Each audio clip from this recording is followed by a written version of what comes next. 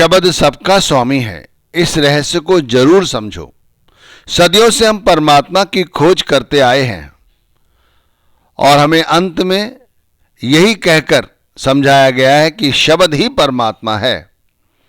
और ये बात हमें समझ आ जाए तब हम उस परमात्मा तक पहुंच सकते हैं, वरना नहीं। हर धर्म में इसी शब्द की महिमा गाई जाती है। शब्द अलग हो सकता है वर्णात्मक रूप से, लेकिन धुनात्मक रूप से शब्द एक ही है। इस रहस्य को कोई विरला ही जान सकता है। शब्द को जानने के लिए हमें सबसे पहले इस शब्द की बारीकियों को समझना होगा। सबसे पहले समझो हम हैं कौन। हमें शरीर है या आत्मा? देखो, शरीर तो यही नश्वर हो जाता है, लेकिन आत्मा शाश्वत है। कहते हैं आत्मा जन्मा है, ना ये जन्म लेती है ना ये मरती है। इसी तरह शब्द सर्वव्यापक है। आत्मा सर्वव्यापक नहीं हो सकती, अजन्मा जरूर हो सकती है, लेकिन सर्वव्यापक शब्द सर्वव्यापक है। हर जगह मौजूद है, हर जगह मौजूद है, पत्ते पत्ते में है, जर्रे जर्रे में है। इसीलिए इसको सबका स्वामी कहा गया है। किसी भी धर्म में चले जाओ, शब्द की महिमा गाई जाती है। शब्द के सहारे ही कहा गया है सब कुछ टिका हुआ है। इस रहस्य को क्यों समझना जरूरी है? क्योंकि भाई ये बताया जाता है इस नर्तन से पहले हमें बेशुमार योनियों में गुजर कर यहां तक हम पहुंचे हैं। पता नहीं किन किन योनियों में हम भटके हैं, तब जाके ये नर्तन मिला है। और कहते हैं इस नर्तन में एक अवसर दिया गया है हमें कि हम उस परमात्मा को पहचान सकें। और उस परमात्मा को पहचानना इतना सरल नहीं है। मैंने कहा ना, बड़े बड़े ऋषि मुनि तपस्वी हार गए। अंत में उन्होंने अपने शोधन, अपने रियलाइजेशन से यही कहा कि शब्द ही स्वामी है, शब्द ही परमात्मा है। पांचवी पातशाही ने कहा है, कई जन्म भय कीट पतंगा, कई जन्म गज मीन कुरंगा, कई जन्म पंखी सरफ होयो, कई जन्म हैवर वृक्ष जोयो, मिल जगदीश मिलन की बरिया, चिरंकाल एह देह संजरिया। इन समस्त योनियों में भटकते रहे, भटकते रहे, भटकते रहे, लेकिन इन्हीं योनियों में कुछ ऐसा काम भी किया। इन्हीं योनियों में जब हम भटक रहे थे, कभी कीट पतंगे बने, कभी हैवर वृक्ष जोयो, ऐसी अवस्था आई, कभी पक्षी बने, कभी पशु बने, कभी वनस्पति बने। इन योनियों में कोई न कोई ऐसा हमने अच्छा काम कर दिया जिससे परमात्मा ने फिर हमें एक अवसर दिया। यह अवसर मनुष्य योनि है, लेकिन यह बहुत थोड़े समय की है। और इस योनि में ही हमें अपना काम बनाना है, ये समझ जाइए। वक़्त के पूरे सदगुरु तक हमें पहुंचा देता है यही शब्द। देखो, परमात्मा हमें कुछ ऐसा रास्ता दिखाता है कि हमें वक़्त के पूरे सदगुरु तक पहुंचा देता है, और फिर वहां से ही हमें फिर शब्द प्राप्त होता है। और ये शब्द अपने अंतर में उतरने का सबसे महान रास्ता है और कोई नहीं। सबसे महान। आप अन्य भक्ति चाहे जितनी भी कर लो, अंत में खाली हाथ ही उठोगे। लेकिन जो अपने अंतर में उतरा है उसने जरूर बहुत कुछ पाया है, खाली हाथ नहीं आया वो, उसने बहुत कुछ पाया है। इसलिए उतरो। लेकिन उतरोगे कैसे? बगैर शब्द के नीचे नहीं उतर सकते।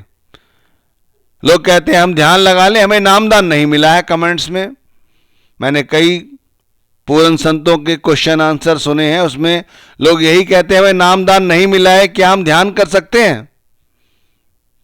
भाई, ध्यान की कौन सी मनाही है? कोई मनाही नहीं है। लेकिन ध्यान करोगे किसका, ये तो बताओ। ध्यान में बैठोगे थोड़ी देर के लिए, चलो अच्छी बात है, दुनिया के जंजालों से बचे रहोगे, लेकिन भाई सच्चा ध्यान तो बगैर शब्द के नहीं हो सकता, और शब्द वक़्त के पूरे सदगुरु द्वारा ही मिल सकता है, वरना नहीं। क्योंकि पूरा गुरु ही पूरा शब्द दे सकता है और कोई नहीं दे सकता। ऐसे तो ग्रंथ भरे पड़े हैं, किसी से भी आप शब्द ले लो, पर ये सब वर्णात्मक हैं, ध्वनात्मक नहीं। जो हमें नीचे अंतर में उतरने का सही रास्ता, सही साधन, सही तरीका समझाता है, वो वक़्त का पूरा सदगुरु ही होता है। और अंतर में शब्द के सहारे ही उतरा जाता है। शुरुआत सुमिरन द्वारा की जाती है, नाम के सुमिरन द्वारा इसकी शुरुआत की जाती है। घुमा फिरा के कुछ भी कह लो, बात वहीं आ जाएगी, समझ लीजिए। अरे हमें सुमिरन भजन ही करना पड़ेगा, ये समझ लीजिए। पूरी भक्ति का मजमून ही यही है और कुछ नहीं। एक को साधे सब सधे कहा गया है। जिन अंतर शब्द आप पछाणा, गत मित तिन ही पाई, यही कहा है गुरुगर ने। शब्द बिना सारा जग अंधा, काटे कौन मोह का फंदा, स्वामी जी महाराज ने कहा है। शब्द बिना व्यर्था सब धंधा। समझ जाइए मैं क्या कहना चाहता हूं। शब्द के सहारे ही अंतर में उतरा जा सकता है। उतरते हैं, उतरे हैं, उन्होंने ही कुछ पाया है। शब्द का रहस्य इसीलिए समझना जरूरी है कि नहीं तो इन 84 योनियों में, 84 लाख योनियों में यूं ही भटकते रहोगे, कोई फायदा नहीं होगा। हर जन्म में मनुष्य योनि मिलने के बाद भी पूरे गुरु का पल्ला नहीं मिला, पल्ला नहीं पकड़ा, और पकड़ने के बाद भी यदि माया के या मन के ताबे में ही रहे तो ये कूड़ा करकट ही इकट्ठा करते रहोगे और कुछ नहीं।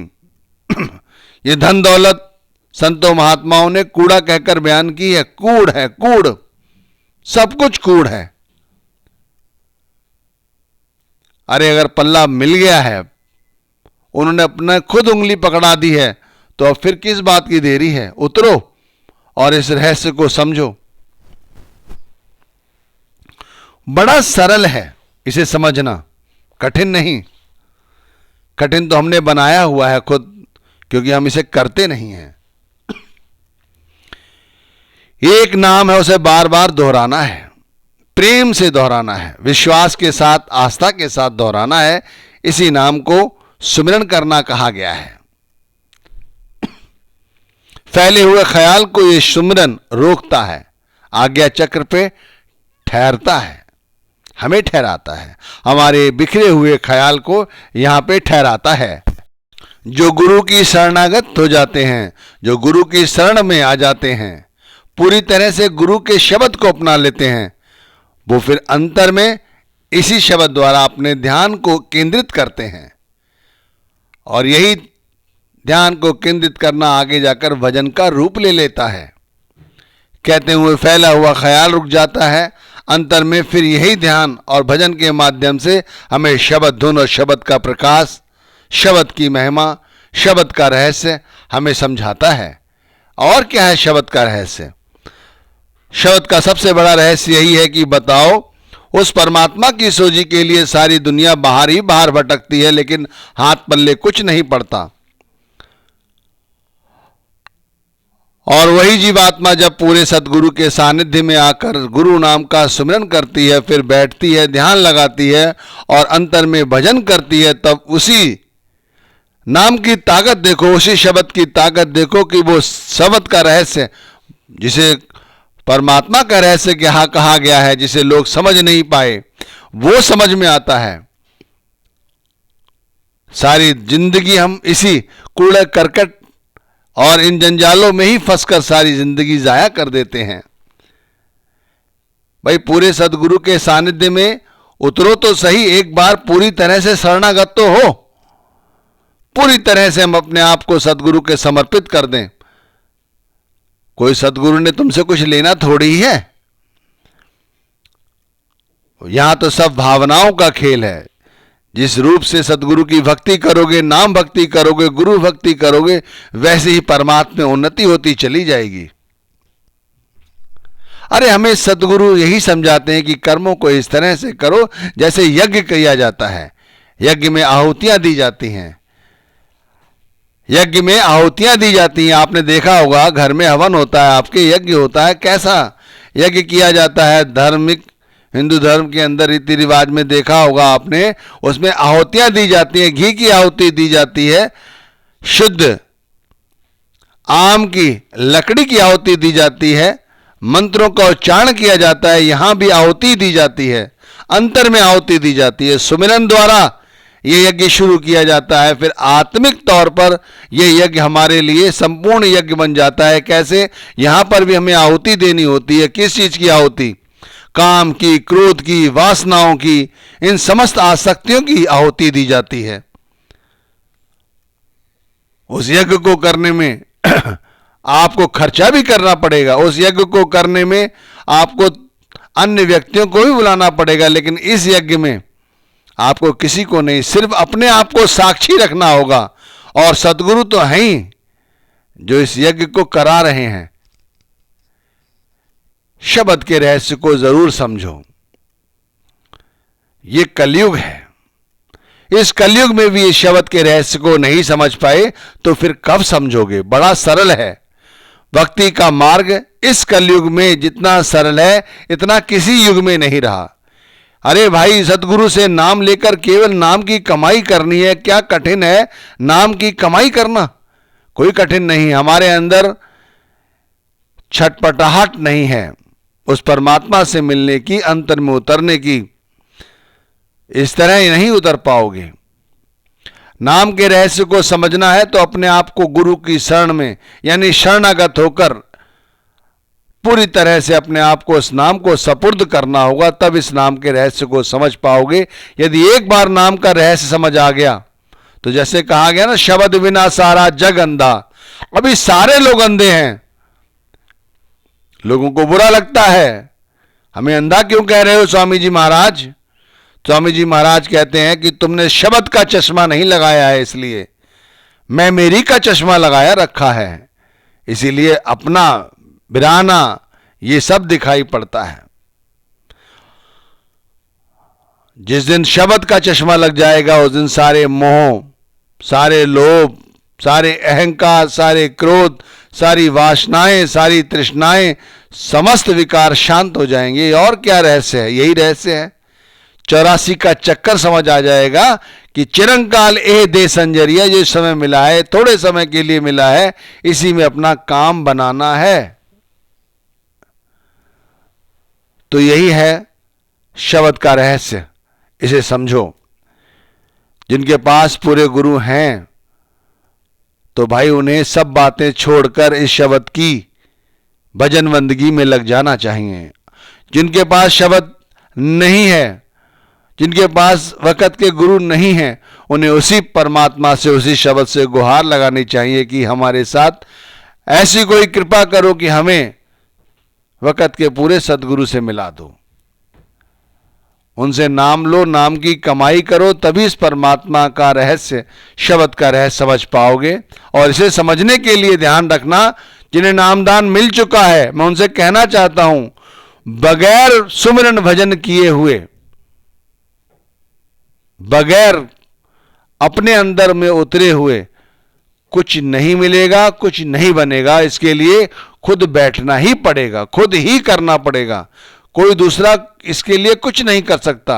अभी तुम बाहरी कोई भी धर्म की क्रिया कर लो, दूसरे लोग आके करके चले जाएंगे, उसे तुम्हें क्या मिला? तुम्हें कुछ नहीं मिला।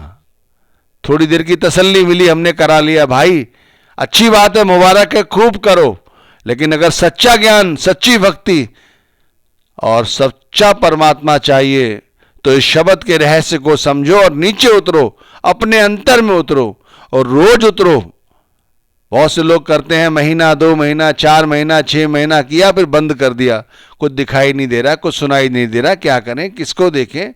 अरे भाई, जन्मों जन्मों के पाप हैं। पता नहीं किस किस योनि में कितने कितने वर्षों तक रहे हैं। ऐसे सोचते हो महीने 2 महीने में, 4-6 महीने में ये कट जाएंगे। अरे मन की ऐसी थोड़ी पकड़ है, मन की पकड़ बहुत मजबूत है, लेकिन गुरु नाम का पल्ला पकड़े रहोगे तो मन कुछ नहीं कर पाएगा। इसलिए अभी से, आज से इस शब्द के रहस्य को समझने की कोशिश करो।